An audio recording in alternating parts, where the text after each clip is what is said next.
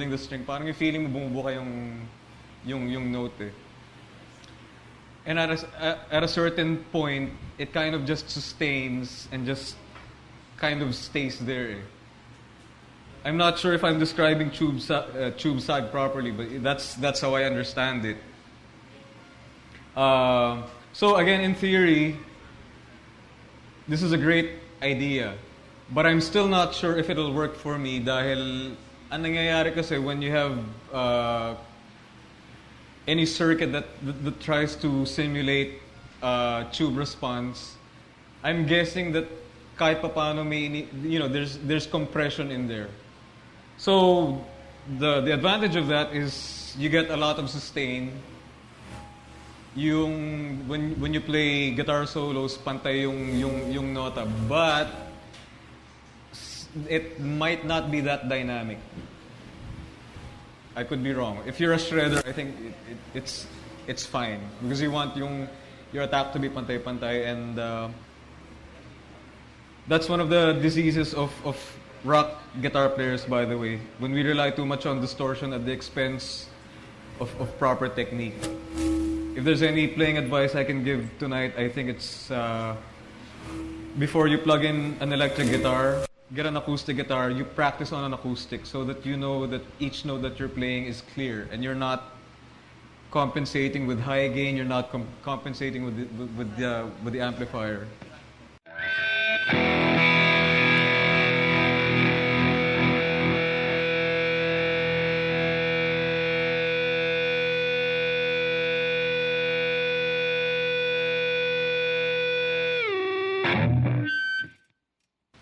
I love feedback, by the way. Demonizer from Damage Control. This thing is, I know you guys can see this. The Demonizer is a big, it's huge. It has may dalawang 12AX7 tubes inside. It says dual vacuum tube preamplifier. Okay, one advantage of this thing. Look, how many of us actually own amps? See, kokonti. So when you play gigs, na multiple band gig, syempre nakikigamit lang tayo ng amp, di ba? How many of you have encountered na without any of your effects on, pag ginano nyo, distorted na, it's overdriven na? Yes. I really hate that. Now, one solution to that, if you have a multi-effects processor that says preamp multi-effects processor, what you can do is instead of plugging on the front end of the amp, plug into the effects return port. Because pag nasa effects return, it means you're bypassing the preamp. Normally, when you plug into an amp that's been on for 4 or 5 hours and 3 million bands have played through it during the night, it means sobrang init na ng tubo nun, nagdi-distort na siya, may compression na whether you like it or not. You'll get a distorted sound even if you strum it slow, gently, or you strike it hard, the volume is the same because hindi na nagre-respond ng tama yung amp eh. So if you get a distortion unit that says preamplifier, it means that you can plug this thing straight into the return jack of the effects loop. So eto na yung this takes care of this entire section.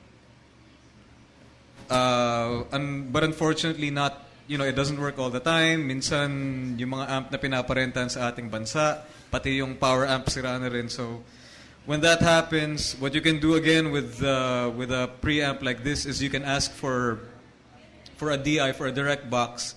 Dun yun na lang isaksak. At the very least, you get a tube like, well, these are actual tubes, so you get that response.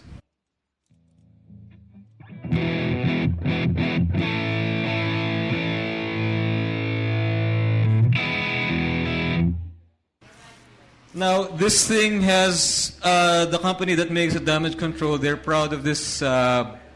Most of their pedals have this feature called the optocompressor. So there's a compressor inside na optical yung, I don't know, I'm not really that much of it. I don't know if si Bel Saison can explain it or si PJ, but Anyway, there's a compressor.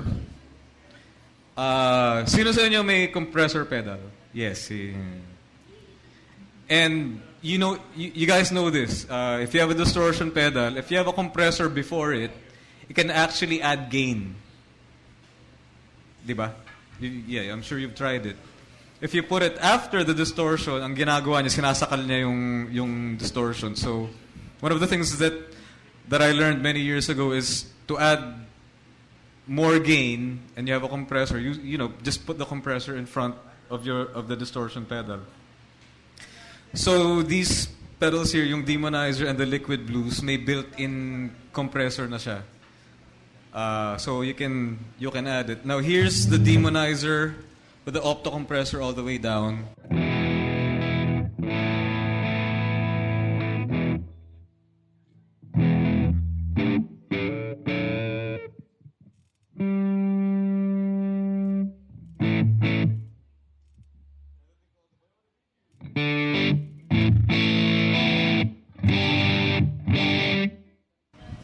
I don't know if you can hear it or feel it, but it feels brittle. It feels brittle to me. I mean, you know, mga guitarista kayo, you know what I'm talking about.